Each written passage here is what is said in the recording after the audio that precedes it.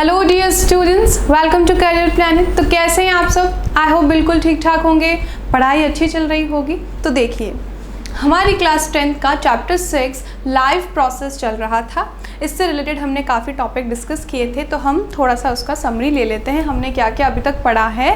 तो सबसे पहले हमने देखा था लाइव प्रोसेस क्या होती है और लाइव प्रोसेस के क्या क्या टाइप्स होते हैं, है ना।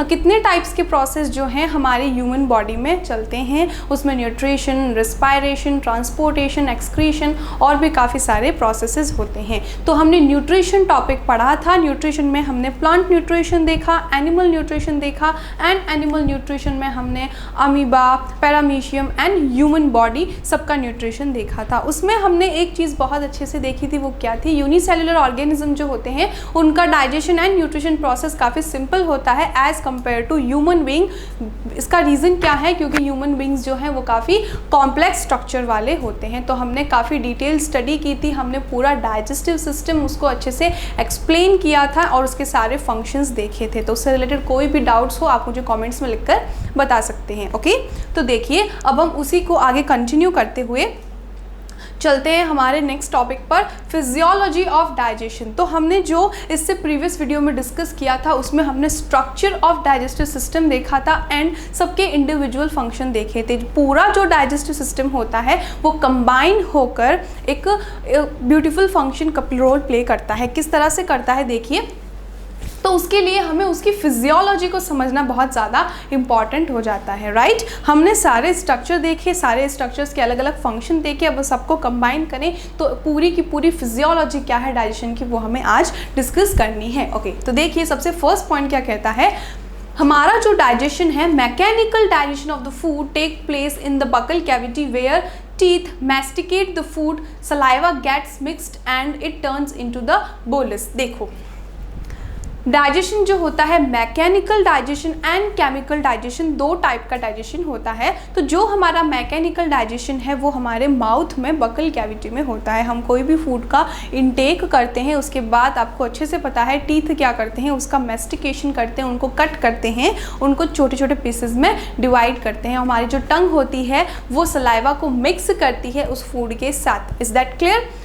तो ये जो सलाइवा है ये कहाँ से सिक्रीट होता है? ये सलाइवरी ग्लैंड से सिक्रीट होता है। तो जो सलाइवरी ग्लैंड है वो क्या करती है? सलाइवा का सिक्रीशन करती है। टंग उस सलाइवा को फूड के साथ मिक्स करती है और वो जो फूड है वो मिक्स होके एक पेस्ट लाइक स्ट्रक्चर बनता है जिसे हम क्या कहते हैं? बोलस कहते हैं। क्लियर? ओके, तो यहाँ लिखा है किसका फॉर्मेशन हो जाता है? Saliva get mixed and it turn into the bolus. Digestion of the starch start in the buccal cavity itself with the action of salivary amylase present in the saliva। देखिए हमारा जो डाइजेशन प्रोसेस है वो partially start हो चुका होता है mouth से। माउथ में ही सबसे पहले डाइजेशन स्टार्ट हो जाता है और किसका डाइजेशन होता है? पार्शियल डाइजेशन होता है स्टार्च का। ओके, और स्टार्च के डाइजेशन के लिए हमें डाइजेस्टिव एंजाइम की ज़रूरत होगी।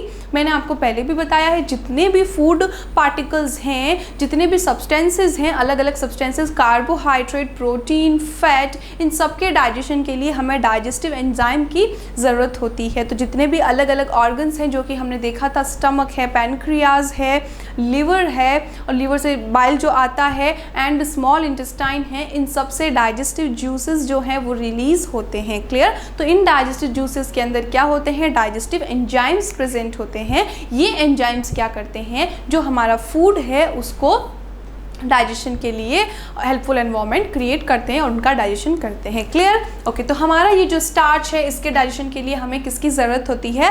एमाइलेज एंजाइम की ज़रूरत होती है। और ये कैसा एमाइलेज? सलाइवरी एमाइलेज एंजाइम की ज़रूरत होती है। तो सलाइवरी एमाइलेज क्या करता है? Convert the starch into maltose. तो जो स्टार्च होता है उसको माल्टोज शुगर में कन्वर्ट कर दिया जाता है with the help of amylase enzyme. Okay, then next point is in the stomach the churning of the food take place due to the muscular contraction and relaxation of its wall। तो जो bolus बना है उसे mouth से, हमारे फेरिंग से होते हुए, ईसोफेगस से होते हुए, स्फिंक्टर के थ्रू किसको ट्रांसफ़र कर दिया जाएगा? स्टमक को ट्रांसफ़र कर दिया जाएगा। यू नो वेरी वेल, जो हमारी ईसोफेगस एंड स्टमक होता है उनके बीच में एक स्फिंक्टर लगा होता है जो कि फूड के बैक फ्लो को प्रिवेंट करता है। तो ये जो ईसोफेगस होती है इसमें पेरिस्टालसिस मूवमेंट होता है और ये जो फूड है ये किसको, स्टमक को पहुंचा दिया जाता है। इस स्टमक में क्या होता है, स्टमक की जो मस्कुलर लाइनिंग होती है उसकी हेल्प से चर्निंग मूवमेंट होता है स्टमक का और उसके अंदर डाइजेशन होता है। ओके,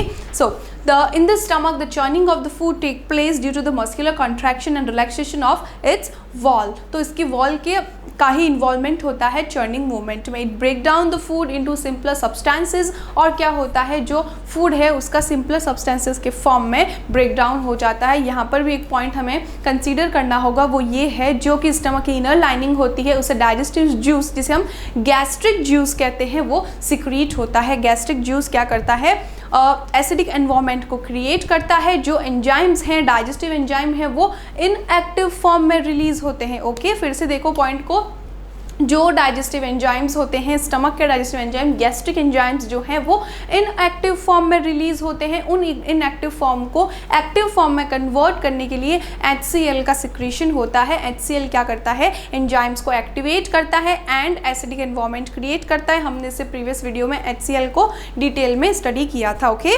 एंड जो हाइड्रोक्लोरिक एसिड है वो क्या करता है, बैक्टीरियाज को भी किल करने में हेल्पफुल होता है। तो ये सारा फंक्शन जो है स्टमक में होता है, इसलिए हमें इसकी फिजियोलॉजी देखनी बहुत ज़्यादा ज़रूरी होती है, right. So in the stomach the churning of food take place due to the muscular contraction and relaxation of its wall and it break down the food into simpler substances। So इसके आगे क्या होता है देखिए, the digestion of protein starts in the stomach। So यहाँ पर किसका digestion start हो चुका है, हमारे प्रोटीन का डाइजेशन स्टार्ट हो चुका है। कहाँ होता है ये, स्टमक में होता है। Okay, so start in the stomach with the action of pepsin.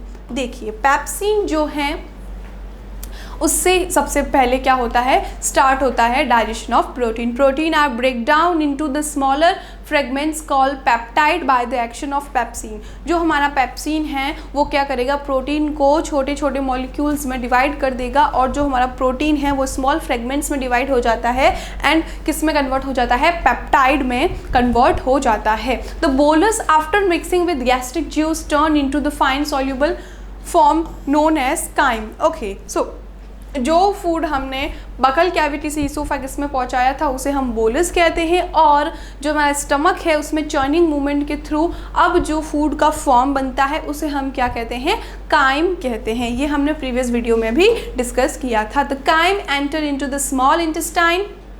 Crime क्या करता है, स्मॉल इंटेस्टाइन में एंटर करता है, where complete digestion take place due to the action of various enzyme. Okay, so ये काइम अब क्या करेगा, हमारे स्मॉल इंटेस्टाइन में एंटर करेगा। स्मॉल इंटेस्टाइन में सबसे ज़्यादा डाइजेशन होता है एंड स्मॉल इंटेस्टाइन के 3 पार्ट्स होते हैं, हमने पहले डिस्कस किए हैं, ड्यूडेनम, जेजुनम एंड इलियम। सो ये जो हमारे स्मॉल इंटेस्टाइन है इसमें काफ़ी सारे जूसेस आते हैं अलग अलग ऑर्गन से, वो क्या करते हैं, complete digestion of the food यहाँ पर होता है। Okay, so chyme enter into the small intestine where complete digestion take place due to the action of various enzyme present in pancreatic juice, bile and intestinal juice। intestine की walls जो है वो भी secrete करेगी।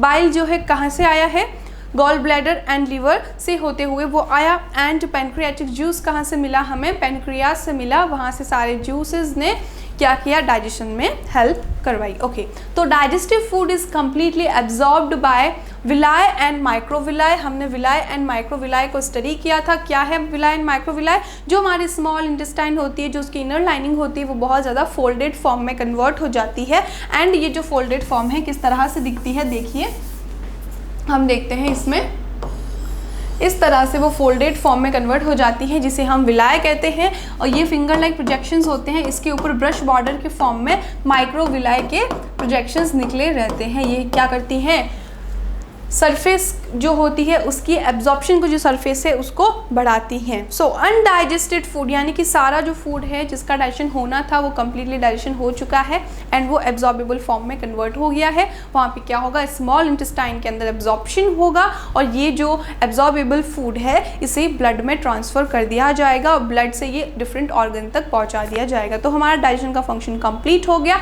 But जो ये undigested food है इसका क्या होगा, ये अनडाइजेस्टेड फूड स्मॉल इंटेस्टाइन से लार्ज इंटेस्टाइन में जाती है और वहाँ पर क्या होता है, वाटर का रीएब्जॉर्प्शन होता है, बहुत ज़्यादा एब्जॉर्प्शन होता है वाटर का, ताकि हमारी बॉडी से वाटर का लॉस नहीं हो। Okay, so the undigested food then enter into the large intestine and वहाँ पर क्या होगा, लार्ज इंटेस्टाइन की जो अलग अलग पार्ट है उसमें जो कोलोन है, colon is responsible for absorption of water. तो कोलोन क्या करती है, वाटर का एब्जॉर्प्शन करती है। कोलोन के हमने 3 पार्ट्स देखे थे, कौन से पार्ट थे, ascending colon, transverse colon and descending colon. उसके बाद रेक्टम का फॉर्मेशन होता है एंड रेक्टम में क्या होता है, प्योरली अनडाइजेस्टेड फूड जो है स्टोर रहता है थोड़े टाइम के लिए और उसे एनस के थ्रू बॉडी से बाहर रिलीज आउट कर देते हैं। इस तरह से ये हमारी पूरी फिजियोलॉजी होती है डाइजेशन की। तो अब हम चलते हैं इंपॉर्टेंट क्वेश्चंस की तरफ, किस तरह के क्वेश्चन हमें डाइजेशन से रिलेटेड पूछे जा सकते हैं। तो सबसे बेसिक हमें डाइजेशन की डेफिनेशन पूछी जाएगी, हमें पता होनी चाहिए। जो हमारा डाइजेस्टिव सिस्टम है इसका वेल लेबल डायग्राम हमें अच्छे से उसे प्रैक्टिस करना है। ओके, उसके बाद क्या क्वेश्चन पूछे जाएंगे, अलग अलग फंक्शंस पूछे जा सकते हैं। लाइक शॉर्ट नोट लिखना हो हमें, लिवर पर, स्टमक पर, स्मॉल इंटेस्टाइन पर हम शॉर्ट नोट लिख सकते हैं। HCl के क्या फंक्शन होते हैं एंड डाइजेस्टिव जूसेस जो है उनके हम नाम लिखेंगे। ओके, गैस्ट्रिक जूस में क्या हमें मिलता है, लाइक HCl हो गया, पेप्सिन हो गया एंड पैनक्रियाटिक जूसेस में क्या क्या होते हैं एंजाइम्स, वो भी हम लिख सकते हैं, हमने पढ़ा था पहले। और किस तरह के क्वेश्चन पूछे जाएंगे, डिफरेंट ऑर्गन के डिफरेंट फंक्शंस पूछे जा सकते हैं। लाइक ईसोफेगस का क्या फंक्शन है, लार्ज इंटेस्टाइन का क्या फंक्शन है, लार्ज इंटेस्टाइन के क्या क्या पार्ट्स हैं, जो स्मॉल इंटेस्टाइन है उसके क्या क्या पार्ट्स होते हैं, सबके क्या फंक्शन होते हैं। विलाइज एंड माइक्रोविलाइज हमें कहाँ मिलती है और इसका फंक्शन क्या है। तो इस तरह के क्वेश्चन आता है। लॉन्ग क्वेश्चन पूछा जाता है तो पूरा स्ट्रक्चर पूछ सकते हैं डाइजेस्टिव सिस्टम पे। एंड द सेकंड क्वेश्चन क्या पूछ सकते हैं, फिजियोलॉजी ऑफ डाइजेशन। ये एक अलग टॉपिक हो जाता है, इसमें आपको सिर्फ वो पार्ट लिखना होता है जहाँ पे डाइजेशन है, हमें यहाँ पे स्ट्रक्चर नहीं लिखने होते हैं। आई होप आपको सारे क्वेश्चन क्लियर हुए हैं। आप सारे क्वेश्चन को नोट डाउन कर लीजिए ताकि आपके पास एक अच्छी सी शीट हो जाए क्वेश्चन की, राइट। सो इस तरह के क्वेश्चन हमें डाइजेशन से रिलेटेड पूछे जाते हैं। ये क्या था, न्यूट्रिशन इन ह्यूमन। तो यहाँ तक हमारे सारे पॉइंट्स क्लियर हो चुके हैं। अब हम चलते हैं हमारे नेक्स्ट टॉपिक की तरफ।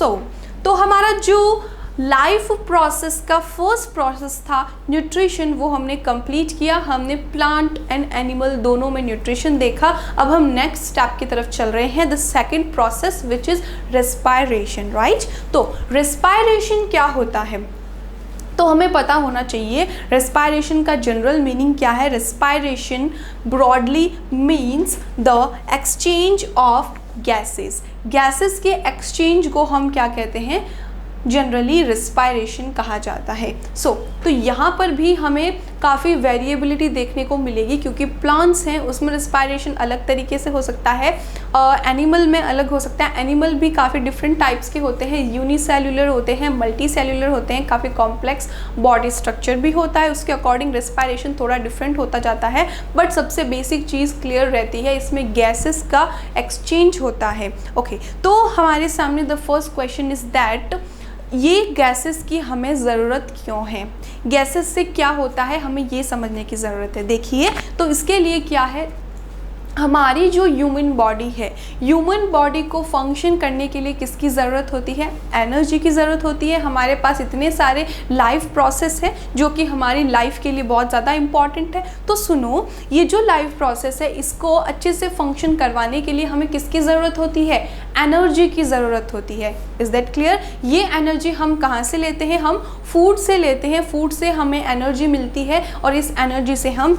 Different types of life processes exhibit करते हैं। Okay, clear. तो ये जो एनर्जी है इसे किस तरह से फूड से हम हमारे बॉडी में लेते हैं, तो ये पॉइंट समझने की ज़रूरत है ताकि आपको जो रेस्पायरेशन है इसका रियल पर्पस समझ में आ सके कि क्यों रेस्पायरेशन इतना ज़्यादा ज़रूरी होता है। तो देखिए, जब हमने डाइजेशन पढ़ा था तो डाइजेशन में मैंने आपको बताया था कि जो हमारा फूड है उसको कॉम्प्लेक्स स्ट्रक्चर में होता है, राइट। इस फूड को हम स्मॉल सिंपल एब्जॉर्बेबल फॉर्म में कन्वर्ट करते हैं। उसके लिए हमारे पास काफ़ी बड़ा डाइजेस्टिव सिस्टम था।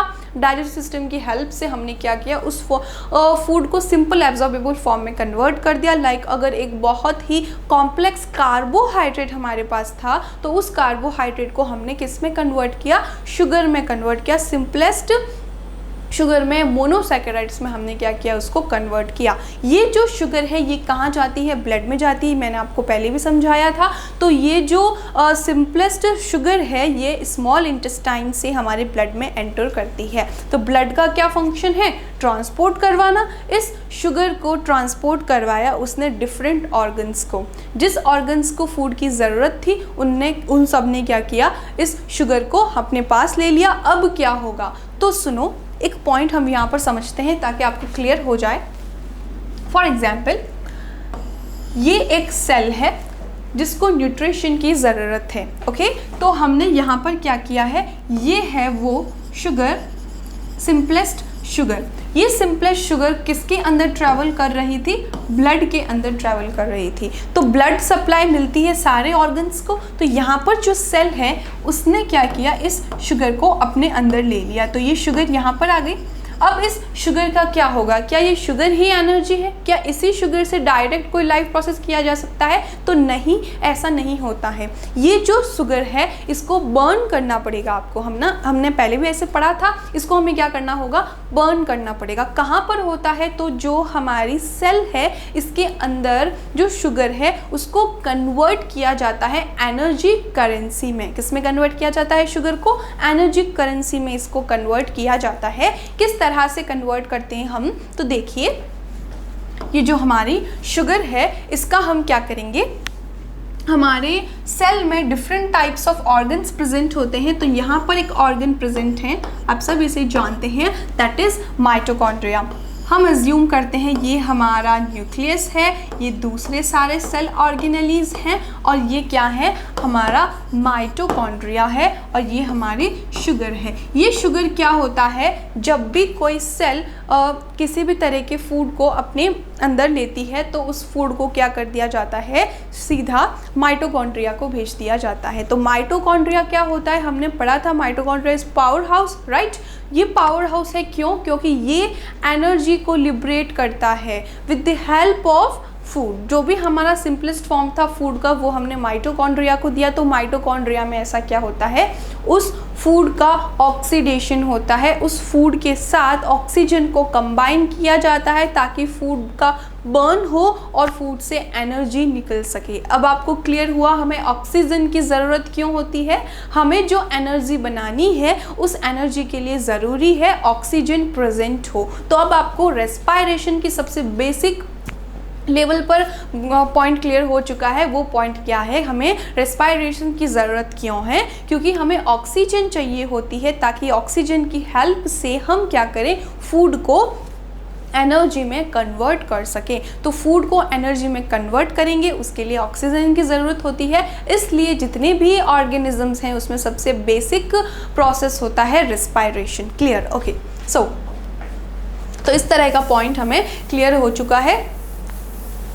तो नेक्स्ट टाइम इससे रिलेटेड कोई भी क्वेश्चन आए तो हमें ये पॉइंट अच्छे से क्लियर होना चाहिए। ओके, सो तो यहाँ क्या लिखा है देखिए, animal and plants have different means of exchange of gases. Yes, सबके जितने भी मेथड्स होते हैं रेस्पायरेशन के वो मेथड्स अलग अलग होते हैं, राइट।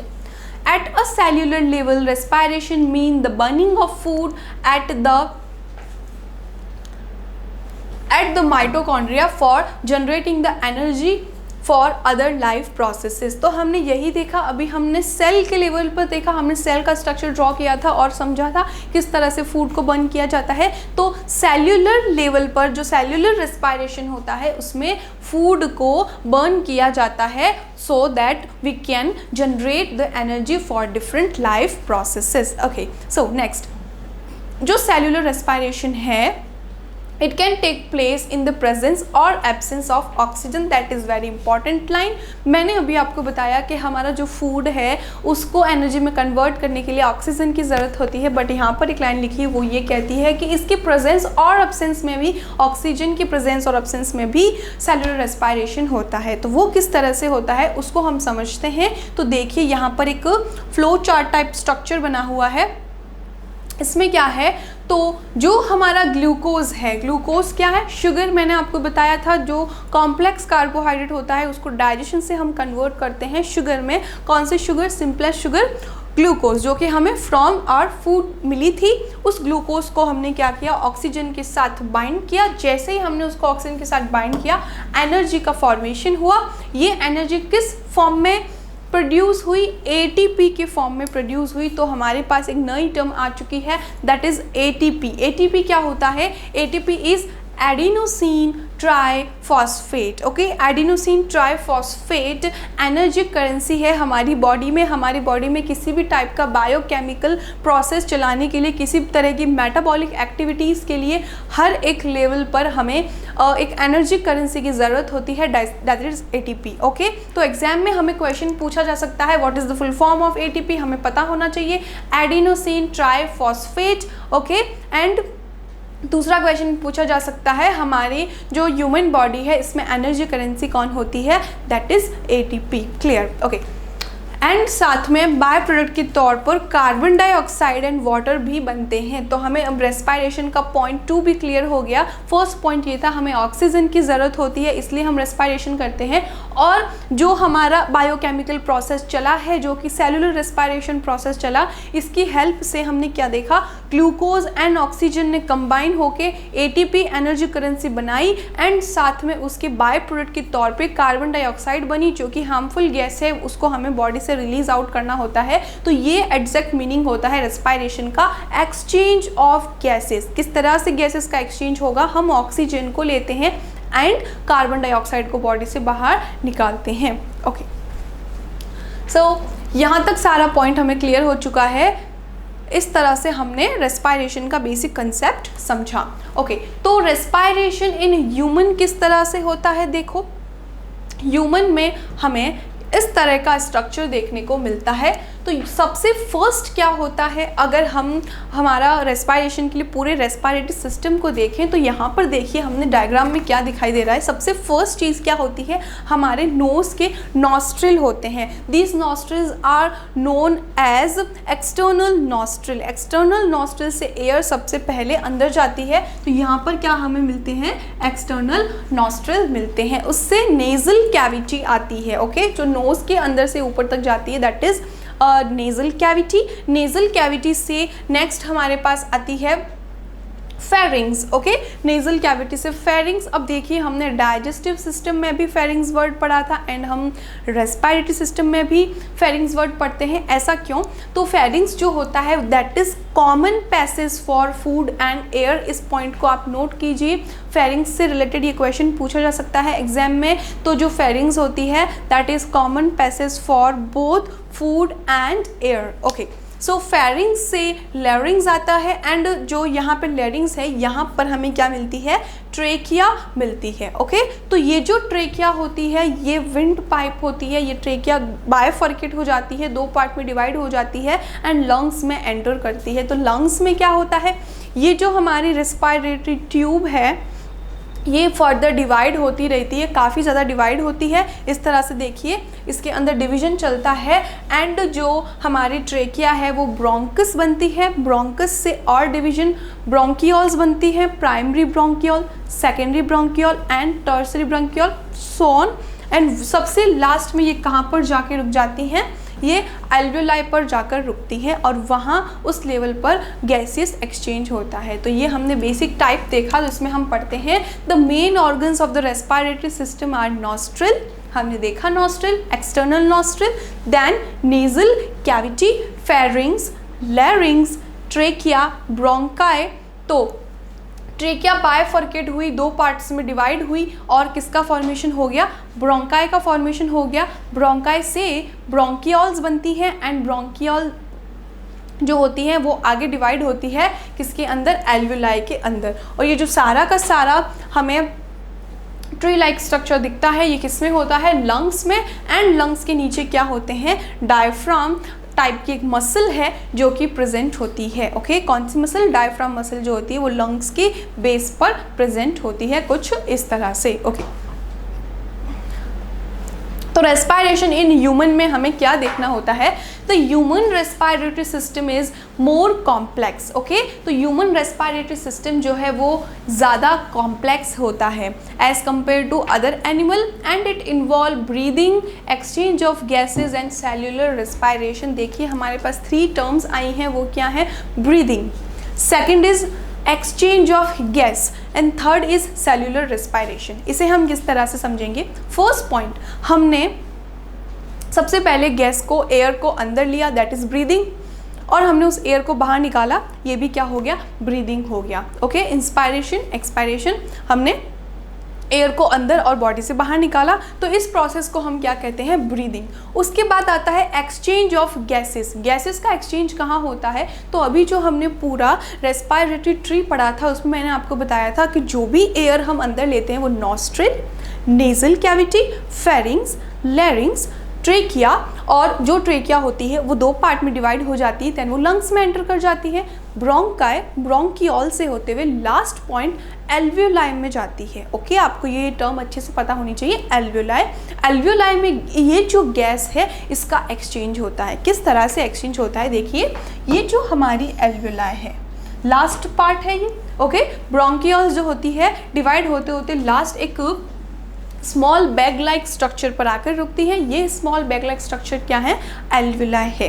इस एल्वियोलाई के अंदर जो ऑक्सीजन है वो क्या होता है, उसका एक्सचेंज होता है। किसके थ्रू एक्सचेंज होता है, तो ये जो बाहर, इसके एल्वियोलाई के बाहर ब्लड होता है। ओके, ये जो ब्लड होता है इसमें कार्बन डाइऑक्साइड होती है। ये कार्बन डाइऑक्साइड यहाँ चली जाती है एंड ऑक्सीजन यहाँ चली जाती है। तो इस लेवल पर क्या होता है, गैसियस एक्सचेंज प्रेजेंट होता है। क्लियर, आपको गैसेस एक्सचेंज पॉइंट क्लियर हो गया। तो हमने ब्रीदिंग वर्ड अलग है, गैसेस एक्सचेंज वर्ड अलग है। तो गैसेस एक्सचेंज किस लेवल पे होता है, एग्जाम में ये क्वेश्चन पूछा जा सकता है। तो गैसेस एक्सचेंज जो है वो कहाँ होता है, एल्वियोलाई पर होता है। एल्वियोलाई से क्या होगा, ऑक्सीजन है अगर एल्वियोलाई में तो वो ब्लड में चली जाएगी, और ब्लड से जो कार्बन डाइऑक्साइड है वो एल्वियोलाई में आ जाएगी, और उसको बॉडी से बाहर ब्रीदिंग के थ्रू हम एक्सक्रीट कर देते हैं। Okay, then last is cellular respiration. Cellular respiration क्या होता है, ये अभी हमने पहले डिस्कस कर लिया है। सेल्यूलर रेस्पायरेशन में क्या होगा कि ये जो हमारे पास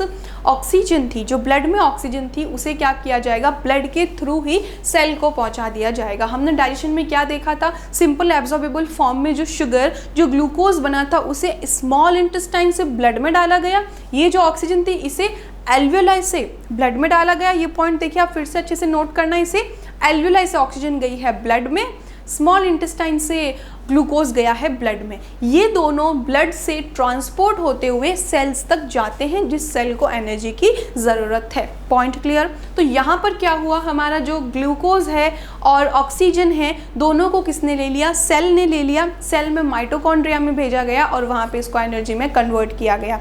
एनर्जी में कन्वर्ट करते ही किसका फॉर्मेशन हुआ, कार्बन डाइऑक्साइड का फॉर्मेशन हुआ। कार्बन डाइऑक्साइड को क्या किया गया, ब्लड से ट्रांसपोर्ट कराते हुए, देखिए ब्लड कितना इंपॉर्टेंट रोल प्ले कर रहा है, सारे न्यूट्रिएंट, सारी गैसेस का ट्रांसपोर्ट करा रहा है। ओके, तो यहाँ पर कार्बन डाइऑक्साइड जो थी उसे क्या किया, ब्लड से देन अगेन एल्वियोलाई में ट्रांसफ़र कर दिया गया। तो यहाँ पर जो सेल लेवल पर हुआ, जो माइटोकॉन्ड्रिया में हुआ, उसे हम क्या कहते हैं, सेलुलर रेस्पायरेशन। तो इस तरह से हमने देखा ह्यूमन रेस्पायरेटरी सिस्टम में क्या होता है, 3 फंक्शंस होते हैं, ब्रीदिंग, उसके बाद gases exchange, then cellular respiration. I hope आपको ये पॉइंट बहुत ही अच्छे से क्लियर हुआ है। A well defined respiratory system help breathing and exchange of gases. Okay, तो इसके लिए ज़रूरी है ब्रीदिंग और गैसेस एक्सचेंज के लिए कि हमारे पास वेल डिफाइंड रेस्पायरेटरी सिस्टम हो। ओके, फिर breathing involves the inhalation of oxygen and exhalation of carbon dioxide. Breathing में क्या होगा, हम ऑक्सीजन को इनहेल करते हैं एंड कार्बन डाइऑक्साइड को बॉडी से बाहर एक्सहेल करते हैं। तो इनहेल एंड एक्सहेल दोनों ब्रीदिंग के टाइप्स होते हैं। नोट कीजिए ब्रीदिंग के क्या क्या टाइप्स हैं, inhalation and exhalation. Okay, so oxygen का इनहेलेशन होता है एंड कार्बन डाइऑक्साइड का क्या होगा, एक्सहेलेशन होगा। The gaseous exchange take place in the lungs and oxygen is supplied to the all cell of the body. ये हमने पहले ही क्लियर कर दिया। लंग्स में कैसे कहा गया, जो हमारी एल्वुलाई थी, जो कि रेस्पिरेशन का जो गैसेस एक्सचेंज का साइट थी, है ना। एल्वुलाई क्या करती है, देखो ये बहुत इंपॉर्टेंट क्वेश्चन एग्जाम में काफ़ी बार पूछा जाता है। तो एल्वुलाई में गैसेस एक्सचेंज होता है, तो एल्वुलाई कहाँ मिलती है आपको, लंग्स में मिलती है। तो लंग्स में होता है गैसेस एक्सचेंज, और उस ऑक्सीजन को सारी सेल्स को डिस्ट्रीब्यूट कर दिया जाता है। उसमें कौन हेल्प करता है, ब्लड उसमें हेल्पफुल होता है। Okay, so cellular respiration take place in each and every cell. सारी जो सेल्स हैं उसमें सेल्यूलर रेस्पिरेशन होता है। तो ये रेस्पिरेशन का टाइप है ह्यूमन में, क्योंकि ह्यूमन की काफ़ी कॉम्प्लेक्स बॉडी स्ट्रक्चर होता है। सो इसलिए ऐसा ज़रूरी है कि इस सारे स्टेप बाय स्टेप रेस्पिरेशन को कंप्लीट करवाया जाता है। ओके, सो रेस्पिरेटरी सिस्टम के अंदर क्या क्या स्ट्रक्चर हैं उसको हम और डिटेल में देखें तो देखिए, सबसे फर्स्ट क्या है, the human respiratory system involves nose. Okay, nose में क्या होगा, नॉस्ट्रल प्रेजेंट होंगे। ओके, उसके बाद में नेजल कैविटी आती है, फेरिंग्स, लैरिंग्स, ट्रेकिया, और ट्रेकिया को हम क्या कहते हैं, विंड पाइप। अब ये जो ट्रेकिया है ये बाइफर्केट होती है, मैंने आपको अभी समझाया। उसके बाद ब्रोंकाई, ब्रोंकियोल्स एंड एल्वुलाई का फॉर्मेशन होता है। तो हम एक बार ट्रेकिया देख लेते हैं, ट्रेकिया किस तरह से दिखती है। ये है, मान लीजिए ट्रेकिया। ओके, ट्रेकिया में सी शेप के रिंग्स प्रेजेंट होती है। नोट कीजिए, ट्रेकिया में क्या प्रेजेंट होती हैं, सी शेप के रिंग्स प्रेजेंट होती हैं। और यहाँ से ट्रेकिया क्या करती है, बाइफर्केट हो जाती है और कहाँ एंटर करती है, लंग्स में एंटर कर जाती है। ओके, कहाँ एंटर करेगी ये ट्रेकिया, लंग्स में एंटर करेगी। एंड अब क्या इसका फॉर्मेशन हो जाएगा, ब्रोंकाई का फॉर्मेशन हो जाएगा। और लेफ्ट एंड राइट लंग्स में अलग अलग ब्रोंकाई होती है। ये ब्रोंकाई जो होगी अगेन डिवाइड हो जाएगी ब्रोंकियोल्स में, primary bronchiole, secondary bronchiole, tertiary bronchiole, इस तरह से इनके अंदर डिविजन्स मिलते हैं। और लास्ट में ये कहाँ पर जाके ओपन होते हैं, बैग लाइक स्ट्रक्चर छोटे छोटे एल्वुलाई में कन्वर्ट हो जाती है। और ये जो एल्वुलाई है इसे हम एयर सैक भी कहते हैं। क्या कहते हैं इसे हम, एयर सैक। क्लियर। तो इस तरह से ये बेसिक स्ट्रक्चर हमें देखने को मिलता है। देन क्या है, देखो, bronchioles and alveoli are enclosed in a pair of lung. जितनी भी ब्रोंकियोल्स और एल्वुलाई होती है ये किसके अंदर अच्छे से पैक्ड फॉर्म में रहती है, लंग्स में रहती है। हमारे पास लंग का पेयर है, लेफ्ट एंड राइट लंग हमारे पास दो होते हैं। The rib cage muscles associated with rib cage and diaphragm all help in inhalation and exhalation of gases. देखिए काफ़ी इंपॉर्टेंट लाइन है ये क्या कहती है, हमने ये समझ लिया कि एल्वुलाई जो है इसमें गैसेस एक्सचेंज होता है, बट एक पॉइंट हमें यहाँ पे क्लियर करना है, वो क्या है, जो गैस हमने अंदर ली और जो गैस हमने बाहर निकाली, जो इनहेलेशन एंड एक्सहेलेशन किया, उसमें कौन हेल्पफुल था, लंग्स की किसने हेल्प की। तो जो हमारे लंग्स होते हैं, लंग्स कवर्ड रहते हैं किससे, रिब केज से। जो हमारी बोन है, रिब्स की जो सारी बोन्स होती हैं वो क्या करती है, पूरा अच्छे से आगे से एंड पीछे से पूरा कवर करके रखती हैं लंग्स को। ये जो सारी रिब्स होती हैं, रिब्स के बीच में क्या प्रेजेंट होती हैं, मसल प्रेजेंट होती हैं। तो ये जो रिब्स हैं, रिब्स के बीच में सारी मसल्स हैं और डायफ्राम की जो लंग्स हैं उसके नीचे डायफ्राम मसल प्रेजेंट होती है। ये जो तीनों हैं ये हेल्पफुल होते हैं इनहेलेशन एंड एक्सहेलेशन में। कैसे होता है देखो समझो, हमारे सेंटर में लंग्स यहाँ पर प्रेजेंट है, right lung and left lung, इसके चारों ओर रिब्स प्रेजेंट हैं और रिब्स के बीच में क्या प्रेजेंट है, मसल प्रेजेंट है और लंग्स के नीचे डायफ्राम प्रेजेंट है। जब भी हम गैस को इनहेल करते हैं, इनहेल के लिए क्या चाहिए, हमारे लंग का वॉल्यूम इंक्रीज हो जाना चाहिए। तो ये जो मसल होती है ये क्या करती हैं, एक्सपैंड करती है कुछ इस तरह से कि रिब केस जो है वो काफ़ी ज़्यादा एक्सपैंड हो जाता है और लंग्स का वॉल्यूम इंक्रीज हो जाता है। लंग्स का वॉल्यूम इंक्रीज होगा, सारी एयर हम अंदर ले सकते हैं। ओके, इस तरह से फंक्शन होता है। तो इसके लिए सारी मसल में क्या होता है, कॉन्ट्रैक्शन होता है। क्या होगा, कॉन्ट्रैक्शन। डायफ्राम कॉन्ट्रैक्ट हो जाता है। डायफ्राम इनिशियली देखो डोम शेप में होता है, ऊपर लंग्स है और डोम शेप में डायफ्राम होता है। जैसे ही वो क्या करता है, कॉन्ट्रैक्ट होता है, वो फ्लैट हो जाता है। डायफ्राम कैसा हो जाएगा, फ्लैट। ओके, और जिससे लंग का वॉल्यूम इंक्रीज हो गया। जो रिब्स हैं वो कुछ इस तरह से एक्सपैंड कर जाएगी due to contraction of muscles. तो मसल की कॉन्ट्रैक्शन से ये एक्सपैंड कर गई, डायफ्राम के कॉन्ट्रैक्शन से डायफ्राम फ्लैट हो गया, उस वजह से पूरे लंग्स का क्या हो गया, वॉल्यूम इंक्रीज हो गया, लंग्स का वॉल्यूम इंक्रीज हो गया, एयर अंदर एंटर कर गई। अब हमें इस एयर को बॉडी से बाहर निकालना है, उसके लिए क्या होगा, जो डायफ्राम अभी फ्लैट था वो फिर से क्या हो जाएगा, डोम शेप में कन्वर्ट हो जाएगा, जो कि रिब्स एक्सपैंडेड थी वो फिर से नॉर्मल शेप में आ जाएगी। तो इस तरह से क्या होगा, इनहेलेशन और एक्सहेलेशन हमें देखने को मिलेगा। The rib cage, the muscle associated with the rib cage and diaphragm all help in inhalation and exhalation of gases। इस तरह से ये होता है। The exchange of gases take place between an alveolar surface। Okay, तो ये जो gases exchange होता है ये किस लेवल पर होता है, एल्वियोलाई के सरफेस पर होता है एंड सराउंडिंग ब्लड वेसल्स। मैंने आपको समझाया था ये जो हमारी एल्वियोलाई है, एल्वियोलाई के सराउंडिंग में कौन प्रेजेंट होती है, ब्लड वेसल प्रेजेंट होती है, और इनके बीच कम्युनिकेशन कुछ इस तरह से चलता है कि ये गैसेस का एक्सचेंज करते हैं। Clear? So alveoli provide a large surface area for exchange of gases। जो alveoli होती है वो large surface area provide करती है। ओके, ये पॉइंट आपको यहाँ पर अच्छे से क्लियर होना चाहिए। जो हमारी एल्वियोलाई होगी ये क्या करेगी, लार्ज सरफेस एरिया प्रोवाइड करती है ताकि मैक्सिमम क्या हो, गैसेस का एक्सचेंज हो पाए। क्लियर? हम थोड़ा सा एल्वियोलाई की स्ट्रक्चर को अगर क्लियरली देखें तो देखो, ये जो यहाँ से ब्रोंकियोल्स थी इन्होंने क्या किया, देखो इतनी तरह बैग लाइक का स्ट्रक्चर आपको देखने को मिल गया, और इस बैग लाइक स्ट्रक्चर से क्या होगा, हमें सारी गैसेस का एक्सचेंज होगा। पॉइंट क्लियर हो गया आपको, अच्छे से पॉइंट क्लियर हुआ?